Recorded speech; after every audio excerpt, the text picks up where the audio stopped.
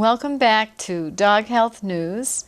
I'm Roberta Chadis, and I'm really happy to be here today because we have a very special guest to talk about something other than dogs, but very much related to the environment and domestic animals. So John Maguranis, welcome to Dog Health News. Thank you. Love to be here. Yes, I'm very happy to have you here.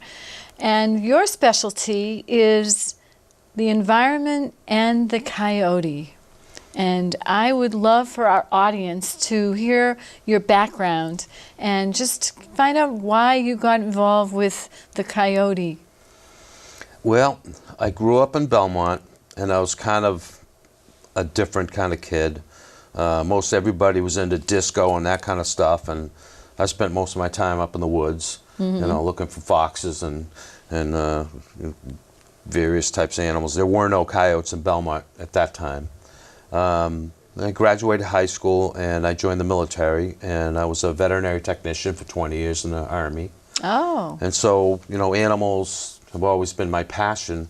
And then I retired in 2001, and a friend of mine who was printing the Belmont paper at that time told me that Belmont had this opening for an animal control officer. And my first thought was, I don't want to be a dog catcher. He said, no, you got to read the description. So I read the job description. I thought, this is really something I could really like to do. So for the past 13 and a half years, I've been the animal control officer in Belmont. One of the first things I had to deal with was a coyote. And I remember thinking, I don't know anything about this animal. So I started doing some research, and I was so lucky to come to know Dr. Jonathan Way, who's a coyote researcher, and he was just a phenomenal guy. He took me under his wing. He just shared his information. He was just he was so instrumental in me getting into coyotes. And then I noticed that the stuff that you read in the news wasn't very accurate. I know. What do you think the biggest misconception is about coyotes? Now I'm saying coyotes. I think the biggest misconception would be that they're running around killing people and attacking cats and dogs left and right. And the fact is, that's not really what's going on. So that's why I pretty much started my little public education campaign to tell people this is the facts about this animal, not what you think is what you're hearing. Because not to beat up the media, but the media just hasn't been very kind to coyotes. So let's talk about the coyote. I know it's a little unfamiliar for me to say coyote, but I want to get into it because it sounds so good when you say it. So I would love to hear a little more about the size of the coyote, what they eat. What are they doing out there in what we think is our environment. But I'd like to talk about that coexistence afterwards. Just a little picture of the coyote. Well, first of all, we should talk about their origin, because our coyotes are actually a wolf hybrid. And people get all scared when they hear that word, but it is believed, because we pretty much annihilated the wolf population out west in the 1800s, that opened up all that territory for coyotes, because wolves are pretty much their main predator. So when we couldn't tolerate wolves and couldn't be compassionate and learn to coexist with them, we wiped them out. And that's our nature. And that's one of the things I'm fighting against. So when that happened, the coyotes range expanded, and somewhere along the line, Great Lakes area and Algonquin State Park, they started mating with eastern wolves and Great Lakes wolves. And this process has gone on and on and on, and now we kind of have a new animal. So it's not like the western coyote, Wile E. Coyote. It is actually a new coyote. So it's in the process of evolution. It's a fascinating thing. So now we have this new animal around here because we don't have wolves. We killed them 160, 70 years ago. So perhaps we could show a picture of a coyote for our audience. That would be great. So anyway, now we have this new animal that's come into Massachusetts and been here for about 65 years.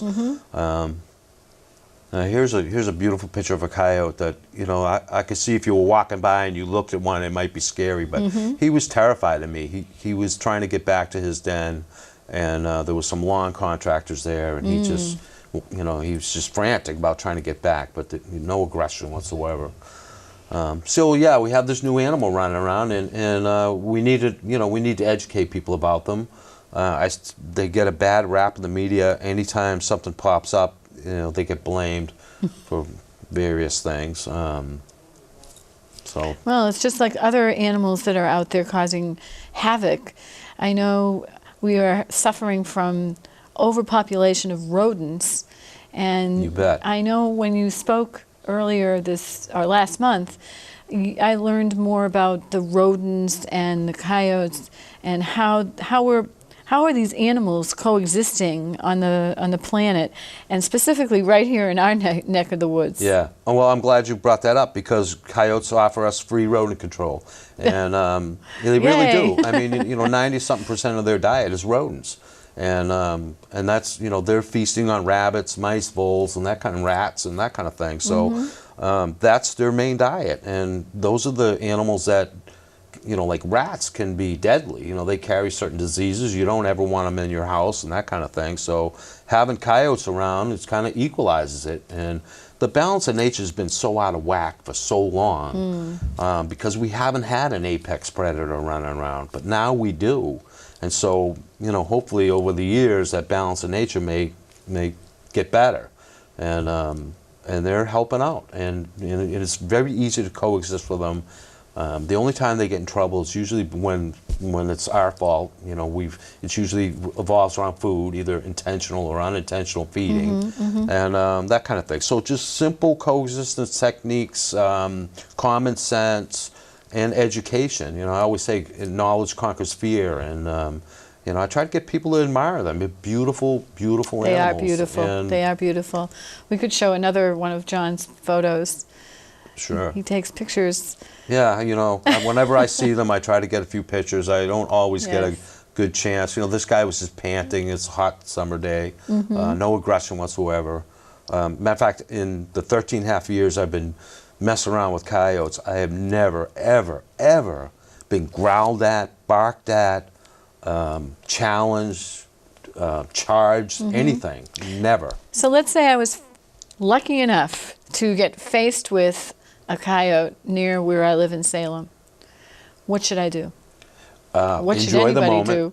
What should anybody do? I always tell people, enjoy the moment. You're looking at a beautiful animal. Grab my iPhone. Yeah, take a picture. You know, I mean, they're gorgeous animals. They're very intelligent. If you love dogs, how can you not love a coyote? They're in the same family. They're just beautiful animals. So take a picture or two, and then, you know, just watch them. You can haze them, but you really have to know what you're doing to haze them. I don't think we have enough time to go into hazing. Right. But, you know, just watch him, and he'll probably just trot off. Now, what if I'm walking my dog? If you're walking your dog, if it's a small dog, I would recommend you picking it up. Coyotes have approached people with dogs because they focus on the dog and they're not looking at you. So you kind of want to get their attention on you because they have a natural fear of people anyway. Like most wildlife, you know, people and fire are inherently built in as a fear thing. So you want them to focus on you because then you want to spur that fear, and you don't want to ever run from wildlife. You know, what runs gets chased. If you ever heard that. Oh, So no, you know, don't run away. Pick up your dog if it's a small dog, and just ease on out of there. Keep your eye on the coyote. Make sure you know where he's at all times, and just slowly walk away. And if you have a big dog, leash him.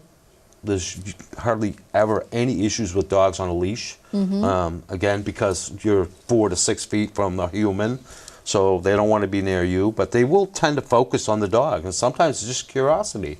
You know, hey, what's that? Sure. You know, so I just tell people to leash your dog or pick it up and just slowly leave the area, and you should be fine. You know. So I'm hearing no panic. Do not panic. Panic gets just ruins everything. Yeah.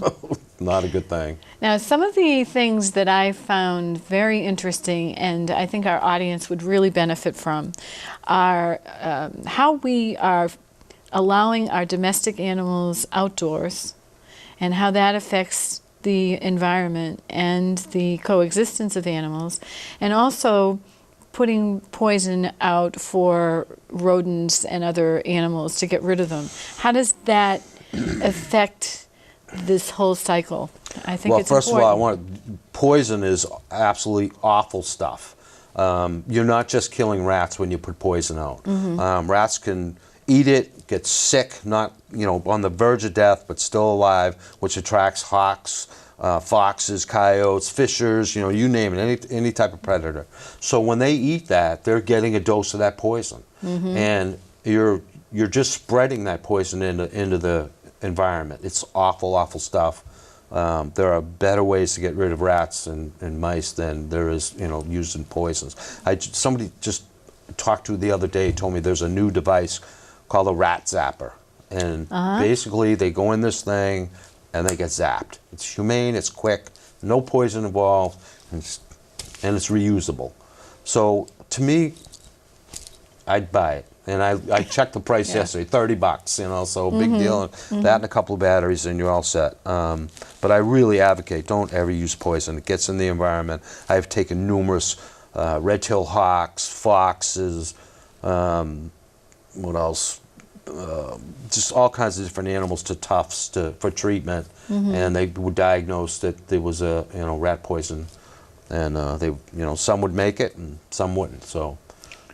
Well, it's interesting because if you're unlucky enough to be a rodent eating poison or another animal that eats the poison, you are then urinating, right, all over the place if you're out in the environment.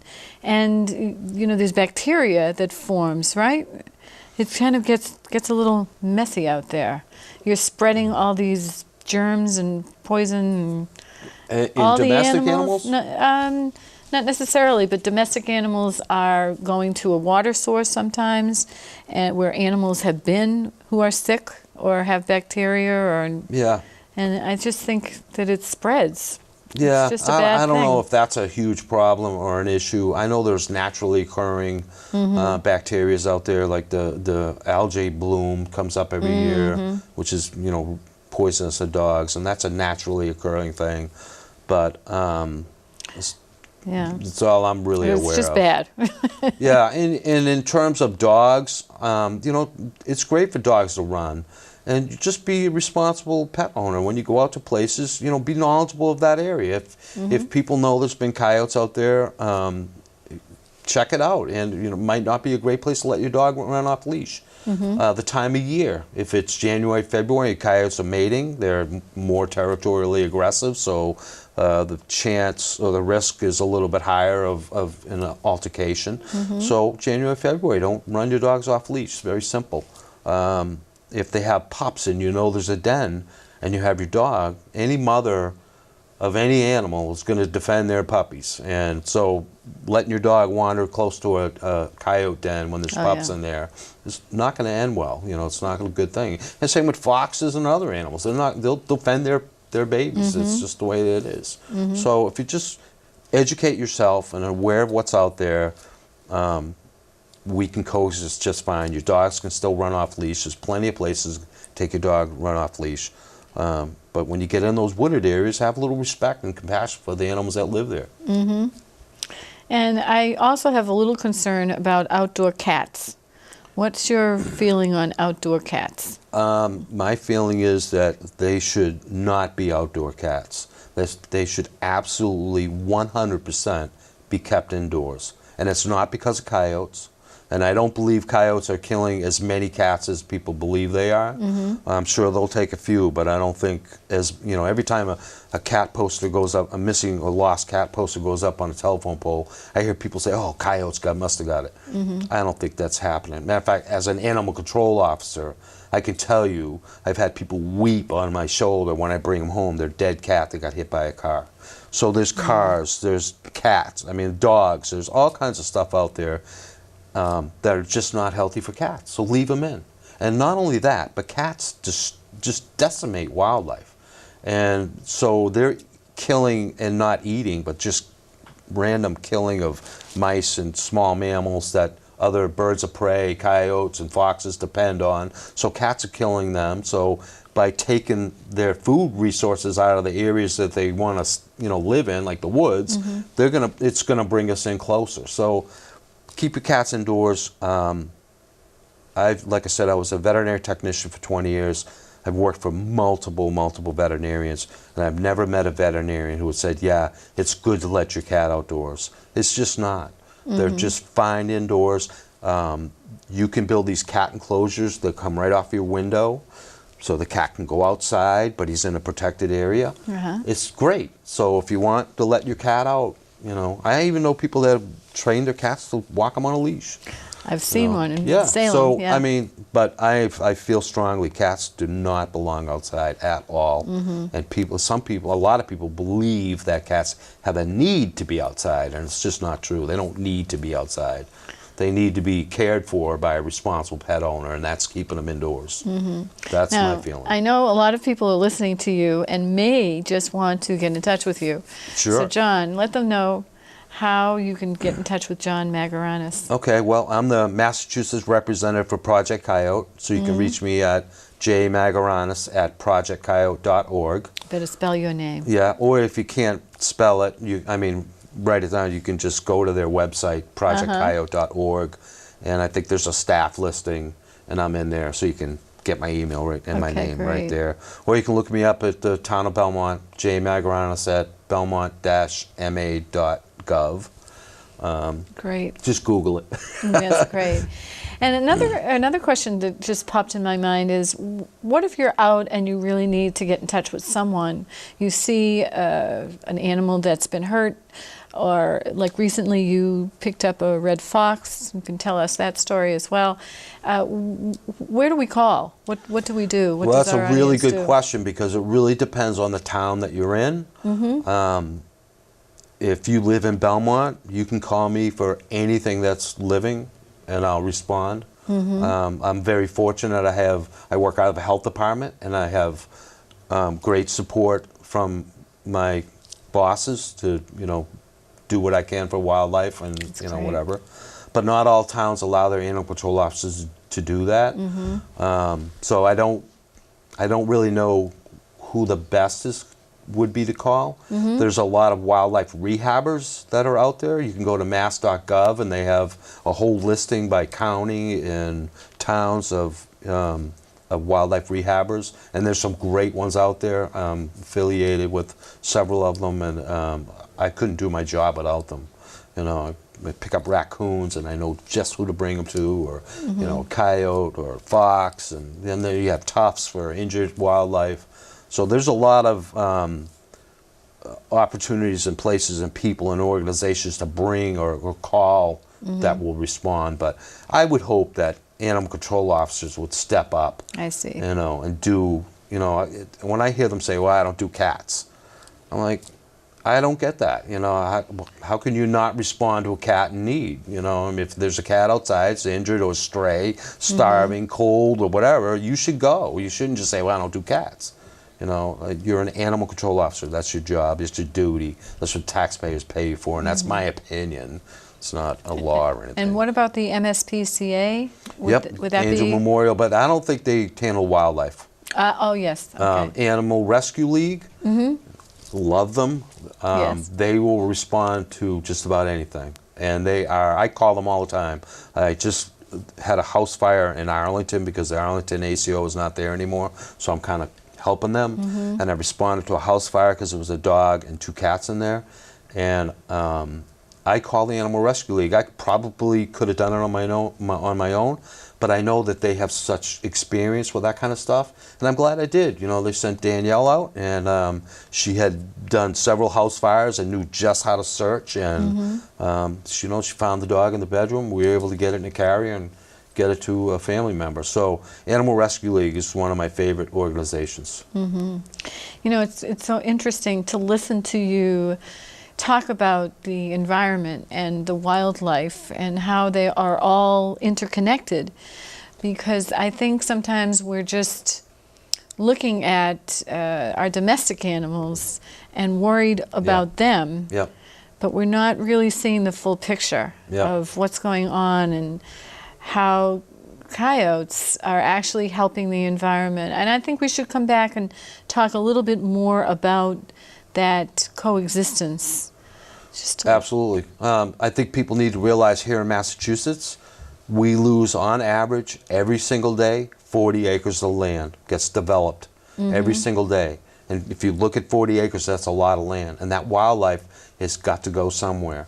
And usually that 40 acres is a housing development or something like that. Right. So people move in, and then coyotes come through their backyard, and they're like, oh my God, I don't want them here. And they want people to go out there to shoot them. And they don't realize that they just moved into their backyard. So, a little bit of compassion goes a long way. Our population is just sky high, out of control. And wildlife is just taking a huge toll because of that. And we can coexist with wildlife if we just educate ourselves about them. Wildlife doesn't want to kill people, excuse me. They don't want to attack people. They just want to live their little lives like we do. And as long as we learn about them, we can coexist with them. And it's like coyotes is my forte, I guess. And they do great things for us if we just allow them to, and just respect them and keep them at a distance and remind them that to be afraid of us. And it all works out great. They run around, they'll eat those rodents that people complain about all the time, and that kind of thing. So yeah, compassionate coexistence for me is the way to go. And let's have another one of John's pictures of of a coyote, because I want you to talk a little bit about the size of a coyote versus the size of a dog. Sure. One thing I want to say about coyotes and dogs and people is people need to realize these are just animals. They build up such a fear of them, and they make them such a bigger animal than what they are. Around here, 35, 40 pounds. Most even probably much less than that, 25 to 40 pounds, I would say would be the average. So when you think of a 35 or a 40-pound coyote, yes, and you compare that to maybe what type of a dog would you say? Well, the thing about coyotes is misleading, is that you can look at a 25, 30-pound coyote and look at it and say, wow, that's 80 pounds. And I'm not really sure why that is. I mean, I know in the wintertime they can have up to 5 inches of fur, so they can look much bigger, but they just look big. I think it's just their fur coat. It just makes them look huge. And I've even been fooled. I went to put one in a van one day that got hit by a car, and I was thinking she was good 40 pounds, and I almost threw her in there. And, it turned out she was like 20. So they're very deceiving, but they're not grizzly bears. They're not running around, not that grizzly bears run around and attack people, but they're not out there to hurt us, and they're not huge aggressive animals. They just want to do their thing in the woods, and they adapt very well to urban living. So seeing them in your backyards day or night, they're not nocturnal. Well, that's another fallacy. People think they're nocturnal. They're not. They're crepuscular, which means they're more active at night. But you can see them anytime, day or night. And anywhere. So, And the other question I don't want to forget to ask is about feeding coyotes. Never. Don't feed wildlife, ever. No matter what they are, don't feed them. Even birds. People, the Mass Audubon will tell you, well, the Audubon Society will say, feed them in the dead of winter when it's really, when you have those really bad cold spells. But other than that, they don't recommend you feed them year round. They get dependent on it. And the same with mammals. When they start seeing people feed them, they habituate to that, and they want food from people, and that's when aggressive encounters can happen. So never feed wildlife. You should be compassionate, but don't be overly compassionate. That can get them into big trouble. And in a lot of towns, they don't hesitate. If a coyote trots through a schoolyard, they put them in lockdown, which is the absolute worst thing you could do. They should send all the kids out and scare the thing. But they end up sending someone out there to kill it. Just for being there. It's ridiculous, and it's just based on fear. So again, knowledge conquers fear. And along with the food, another thought crossed my mind was sometimes we have dogs and we put food outside. That's unintentional feeding. Unintentional Yep. feeding. So and you're we not only just feeding coyotes, you're feeding raccoons, possums, skunks, you name it. You're just attracting wildlife. So You that's know, something. that's their daily battle, is to get food. And they'll get it any way they can. And if you put it out there, that's an easy meal. And for coyotes who are intelligent, an easy meal is someplace they're going to come back to every single day. And that gets them in trouble. So And are don't they feed 'em. eating vegetables out of gardens and fruits and things like that? Coyotes will eat anything. Yeah. Yep, they'll eat anything. You name it. I know They're my, opportunistic and my they'll eat yoga anything. my yoga teacher was complaining about the rabbits that were eating her berries. Then she should want coyotes to come around, because they'll keep that rabbit population down. I know. You know, that's I know it. you know, as an animal control officer, people call me up, especially about woodchucks, and they're foaming at the mouth. They're eating my garden. You know, instead of eating one tomato, they take a bite out of each. That's what they one, do. right? So, but there are easy ways to deal with that. You know, real easy ways, and that's in Belmont. And people call me up. I go to their house, I check it out, and I tell them what they can do to compassionately or humanely evict the wildlife that's hurting their gardens without using pesticides or poisons or traps and all that other stuff. And people should know you cannot trap wildlife in Massachusetts and relocate it. It's against the law. You can't do it. So Don't do get that. rid of those traps. Okay, that sounds good. Well, I think our audience has gotten a huge amount of information, a lot of awareness, and that's what basically Dog Health News is all about, is getting the message out and making sure that everyone really understands that there are people who are experts out there that they can call and find out the answers to their questions. So I just want to Absolutely. really thank you, John Maguranis, for coming. I only met you once, and I was just so intrigued and fascinated with everything that you said. And John is also available if you want him to give a presentation about this topic. And once again, do you want to tell people how to reach you, a phone number? You can reach me directly by calling 781-572-0450. You can email me at jmaguranis, and that's Maguranis at projectcoyote.org. You can call me in Belmont. Work number there is 617-993-2724. Great. And I am definitely available to come to any city and town, do a Living with Coyotes presentation that you went to. And I'm all about educating people about these beautiful, fascinating animals that absolutely have a place in our cities and towns. That's great. That's great. And as a guest on Dog Health News, you get a copy of the book I wrote about my golden retriever, Good Boy Jesse. He seemed to have coexisted with a lot of animals in Salem. Awesome. So that's I my appreciate that gift to very you. much. And Thank you. I just want to thank our audience and also announce that I have an event coming up for Dog Health News. It's going to be Dog Health Day, and I'm having it at the Danversport Yacht Club on September 19th. And we'll be sending some information out so that everyone can get the right information about this event.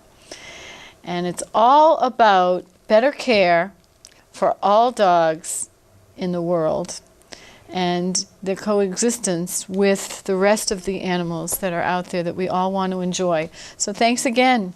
Thanks I hope for having you'll come me. I really again. appreciate it. Thank you, John. All right. Appreciate it. Thank you.